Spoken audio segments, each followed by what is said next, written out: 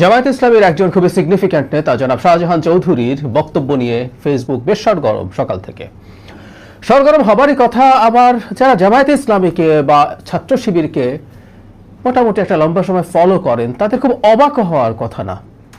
জনাব শাহজাহান চৌধুরী যা যা বলেছেন এগুলোই বলার কথা, উনি বলে ফেলেছেন সামহাউ।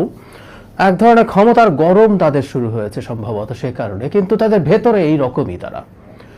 আমরা এই আলাপ অনেক দিন ধরে করছিলাম। আমি নিজে জামাত শিবির এই দুটো সংগঠনকে মূলত ফ্যাসিস্ট সংগঠন হিসেবে আইডেন্টিফাই করার চেষ্টা করেছি, রাইটলি করেছি। কারণ আমি দেখেছি ভিন্ন মত নেয়ার মতো ন্যূনতম মানসিকতা তাদের নেই। এবং শুধু সেটা না, এট এনি কস্ট ক্ষমতায় যেতে হবে। ক্ষমতায় যাওয়ার জন্য তারা যে কোনো কিছু করতে পারেন। যাই হোক, জনাব শাহজাহান চৌধুরীর বক্তব্যটা আপনারা একটু শুনে নেবেন। মানে আমি পড়বো কিছু অংশ, কারণ পত্রিকাগুলো নিউজ করেছে, আর স্কোপ থাকলে আমি শেষে এটা জুড়েও দিতে পারি। আপনারা শুনে নেবেন। কারণ হচ্ছে একটা মানুষ কিভাবে বক্তব্য দেন, আমি বহুবার বলেছি, একটা মানুষকে যখন আমরা দেখি বক্তব্য দেওয়ার সময় তার বা শুনলে অনেক বেশি ইনফরমেশন পাই তার ইনফ্লেকশন অফ ভয়েস থেকে, তিনি কিভাবে কি টোনে কথা বলছেন, কোথায় স্ট্রেংথ দিচ্ছেন, কোথায় ইন্টোনেশন কেমন, এবং তার ফেসিয়াল এক্সপ্রেশন এবং বডি ল্যাঙ্গুয়েজ। মানে আমি ওনার শরীরের মধ্যে ক্ষমতায় চলে এসছে বা কাছাকাছি এই ধরনের হ্যাডাম বলি না, সেটা দেখতে পেয়েছি। এবং তার জোরেই তিনি এই টোনে কথা বলছেন, এটা মনে করার যথেষ্ট কারণ আছে। আমি একটু পড়ি। তিনি বলছেন, আমাদের আমিরে জামায়াতকে বলতে চাই, নির্বাচন শুধু জনগণকে দিয়ে নয়। আমি ন্যাশনালি বলবো না, যার নির্বাচনী এলাকায় যারা প্রশাসনে আছেন তাদের অবশ্যই আমাদের আন্ডারে নিয়ে আসতে হবে।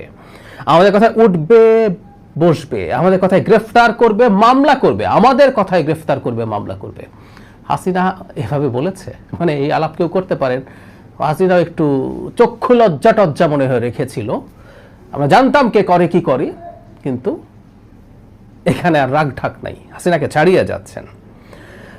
তিনি বলেন, জামায়াতে ইসলামের জন্য আজকের এই সুযোগ ভবিষ্যতে আর আসবে না। দুর্নীতির টাকা বাদ দেন, পার্শ্ববর্তী দেশ হিন্দুস্তান থেকে বস্তা বস্তা টাকা দেশে ঢুকবে আর অস্ত্র ঢুকবে, এই বিষয়ে সজাগ থাকতে হবে। তারপর তিনি বলছেন, যার নির্বাচনী এলাকার প্রাইমারি স্কুলের মাস্টারকে দাঁড়িপাল্লার কথা বলতে হবে, উচ্চ মাধ্যমিক বিদ্যালয়ের সমস্ত শিক্ষককে দাঁড়িপাল্লার কথা বলতে হবে, পুলিশ আপনার পেছনে পেছনে হাঁটতে হবে, ওসি সাহেব আপনার কি প্রোগ্রাম সকালবেলায় জেনে নেবে আর আপনাকে প্রোটোকল দেবে, টিআরও সাহেব যা উন্নয়ন এসেছে সমস্ত উন্নয়নের হিসাব যিনি নমিনি তাকে খুঁজে বের করতে হবে।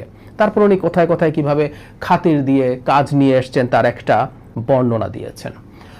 জামাত কি বলতে পারে আমরা ধারণা করতে পারি, এটা খণ্ডিত বক্তব্য ইত্যাদি ইত্যাদি ইত্যাদি। সো পুরো বক্তব্যটাও ফেসবুকে চলে এসছে সো কল্ড খণ্ডিত বক্তব্যের জবাবে।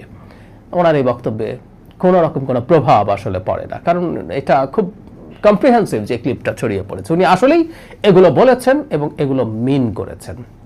শুরুতে একটু তার বক্তব্যের মাঝে যেটা বলছিলাম, মানে ওনার কথায় মামলা হবে, ওনাদের কথায় গ্রেফতার হবে, এবং সব টিচার বা সবাইকে, স্কুলের টিচার, কলেজ টিচার সবাইকে দাঁড়িপাল্লার কথা বলতে হবে। তার মানে ঘাড় ধরে বাধ্য করানো হবে, দাঁড়িপাল্লার কথা বলবি না মানে। কথাটা এই রকম। চিন্তা কতটা ফ্যাসিস্ট হলে, কতটা স্বৈরাচারী হলে এরকম চাপিয়ে দেওয়ার কথা বলা যেতে পারে।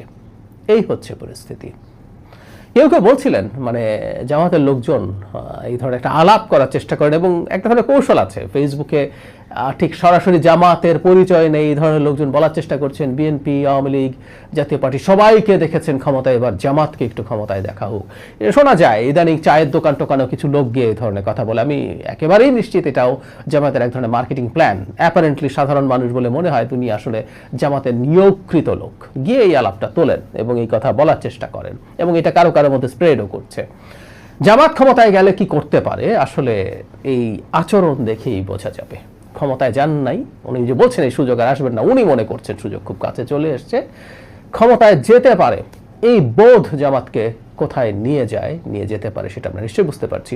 এই জনাব শাহজাহান চৌধুরী কিন্তু একাধিকবার এমপি হয়েছেন, সুতরাং তাকে আমরা খুব হেজিপেজি কেউ মনে করব না, তাকে খুব তাচ্ছিল্য করব না, যে না কেউ যাওয়ার চেষ্টা করবে ডাইলিউট করার জন্য। উনি খুব সিগনিফিক্যান্ট কেউ নন, উনি অনেক সিগনিফিক্যান্ট মানুষ, নিজে নির্বাচনে জিতেছেন। আমি ঘেটে দেখলাম সম্ভবত 91তেও জিতেছেন, তখন তো ইভেন জোটও ছিল না,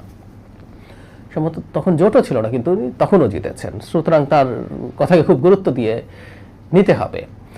জামায়াতে ইসলামী তার ভবিষ্যৎ রাজনীতি স্বার্থে কখনো কখনো বা মাঝে মাঝেই খুবই বিনয়ী, খুবই জনগণের পক্ষের ওয়েলফেয়ারের পক্ষে কথাটা বলেন ক্ষমতায় আসার স্বার্থে। আদতে তাদের মানসিকতা এইরকম।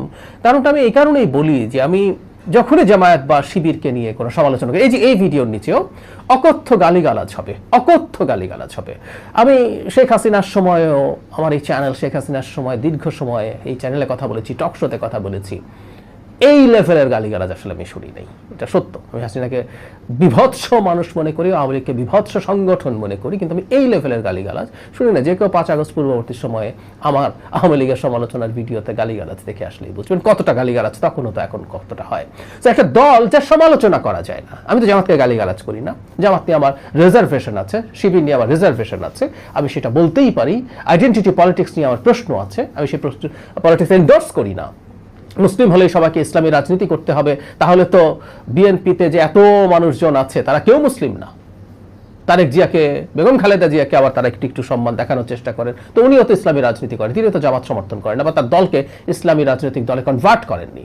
তো ইসলামী রাজনীতি গ্রহণ করে না এমন মুসলিম থাকে, এটা তার চয়েস। এবং কেন আমার চয়েস, কেন আমি আইডেন্টিটি পলিটিক্স, আমি আবারও একটু বলি, সেটা ধর্মের নামে হোক, ভারতে ধর্মের নামে হচ্ছে, হিন্দুত্ববাদের নামে হচ্ছে, পশ্চিমে হচ্ছেন রেসের নামে, কোনো না কোনো ফর্মে। আমি ট্রাম্পকে পছন্দ করি না, মোদির রাজনীতি পছন্দ করি না, আমি জামাতের বা শুধু জামাত না, ইনফ্যাক্ট অল দ্য পার্টিস যেগুলো ইসলামী রাজনীতি করে সেগুলো, এটা আমার চয়েস। আমি একজন লিবারেল ডেমোক্র্যাট, আমি একজন মধ্যপন্থী মানুষ, আমি সেই রাজনীতি চাই। সেটা নিয়ে যখন কথা বলতে চাই, সেটার জবাবে যে অকথ্য গালিগালাজ আমাকে করা হয়, হুমকি দেওয়া হয়, এটা একটা গণতান্ত্রিক দল করে না। গণতান্ত্রিক দল মানেই হচ্ছে সে সমালোচনা অ্যাগ্রি করবে, পারলে এনগেজ করবে, সমালোচনার জবাব দেবে, না হয় কিছু করবে না। গালিগালাজ করা, অবশ্য আমি গালিগালাজ অফ করি না, আমি প্রায় বলি যে কমেন্ট আমার খোলা থাকে, গালিগালাজ করতে পারেন। এর মাধ্যমে অন্তত চরিত্র চেনা যায়, জানা যায়।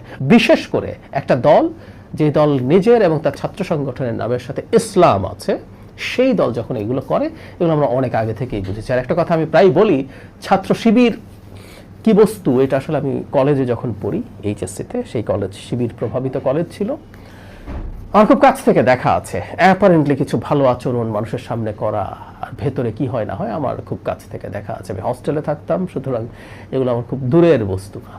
আর একই সাথে জামাত বা শিবির এই সমাজেই থাকেন, এই সমাজে থেকেই তারা তাদের কর্মকাণ্ড চালান, তাদের মানসিকতা, তাদের চিন্তা জানা আছে। জামাতের ইনসাইডারদের কাছ থেকে শোনা আছে, যারা একটা সময় জামাতে ছিলেন, ওখান থেকে বেরিয়ে আসছেন, বেরিয়ে এসে কোনোভাবে কোনো পার্টি করছেন না বা কোনো পার্টিতে ইনভলভড হয়েছেন বা অন্য পার্টি তৈরি করেছেন, এই ধরনের মানুষজনের কাছ থেকে জানা যায় ভেতরে ভেতরে কতটা গণতান্ত্রিক এবং ফ্যাসিস্ট জামাত।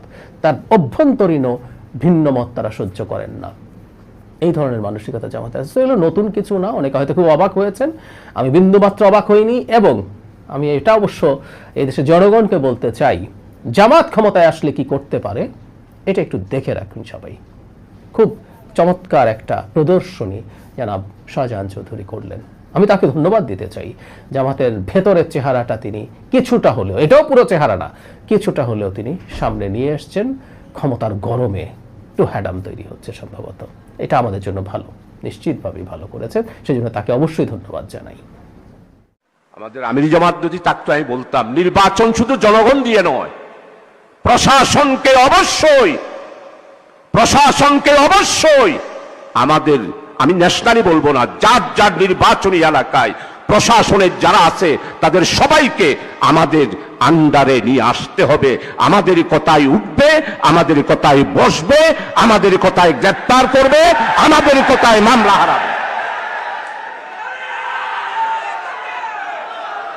সম্মানিত অ্যাসিস্ট্যান্ট সেক্রেটারি জানালেন, ওবা নুরলাইন ভাই, নুরলাইন ভাই, আই জিয়ান শাহজাহান ভাইয়ের ফোনে তো ছিলাম, শাহজাহান ভাই টিয়া ন ফোনে। মাননীয় অ্যাসিস্ট্যান্ট সেক্রেটারি, আমি আপনাকে যেই কথাটা শোনাতে চেয়েছি, নুরুল আমিন ভাইয়ের কারণে আপনি কথাটা শুনতে পারেন নাই। আপনাকে যার যার নির্বাচনী এলাকায় প্রাইমারি স্কুলের মাস্টার দাঁড়িপাল্লার কথা বলতে হবে। উচ্চ মাধ্যমিক বিদ্যালয়ের সমস্ত শিক্ষক নুরুল আমিন ভাইয়ের ফটিকছড়িতে দাঁড়িপাল্লার কথা বলতে হবে। পুলিশ আপনার পিছনে পিছনে হাঁটতে হবে। ওসি সাহেব আপনার কি প্রোগ্রাম সকালবেলায় জেনে নেবে, আর আপনাকে প্রটোকল দেবে। টিএনু সাহেব যা উন্নয়ন এসেছে, সমস্ত উন্নয়নের হিসাব যিনি নবীনী তার থেকে খুঁজে বের করতে হবে।